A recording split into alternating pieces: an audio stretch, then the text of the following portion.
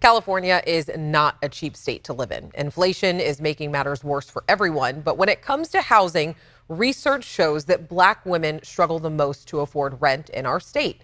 Our race and culture reporter Candace Red shares how you can help. It has been a very difficult road. As a single Black mother, Michael Stafford says she's always striving to make ends meet. There's very little quality of life if you're trying to maintain a household of children and do it all on your own. Stafford says she, along with her 3 children, moved from Oakland to Elk Grove for a lower cost of living. Financially, it's really the only option. Now Stafford says she's renting a house with her sister and her children for $2,700 a month. Together, 7 people live in the home. You know, just being a single mom, it's really hard to live alone, to afford even the basic essentials. Although Stafford works a full-time remote job, she says she's still forced to decide between paying household bills or putting food on the table. I've been to food banks. I've stood in those lines before. And despite relocating, Stafford says rent remains the biggest expense. The cost to house, just the rent alone,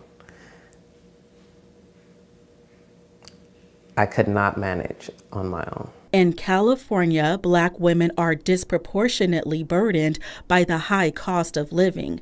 That's according to a report from the nonprofit Gender Equity Policy Institute. It shows 59% of Black women and 42% of Black single moms struggle to pay for housing, and they spend the majority of their income on rent. I always definitely prioritize rent. Take care of the mom, that way the mom can take care of the rest of the family. Black Lives Matter Sacramento, along with other organizations, is participating in an online fundraising campaign called Rent for Moms. The nonprofit Done for Didi started the campaign in Boston to encourage others to give. It's a foundational resolution to the issues that are happening, and there's so many disparities, for Black women. There's wage gaps, there's discrimination with housing and discrimination against getting jobs. It's just a lot of things that impact Black women, and so we want to make sure that they're taken care of. The goal is to raise $100,000 to help Black single mothers across the U.S. pay for rent during the holiday season. It helps to give to somebody to relieve some of those stresses that happen every month when you know that you've got to cover and keep a roof over your head. I think it's a phenomenal opportunity for all levels of single moms, and especially Black women. A lot of moms, parents in general, but are stressing about being able to provide for their children during this time, also celebrate the season.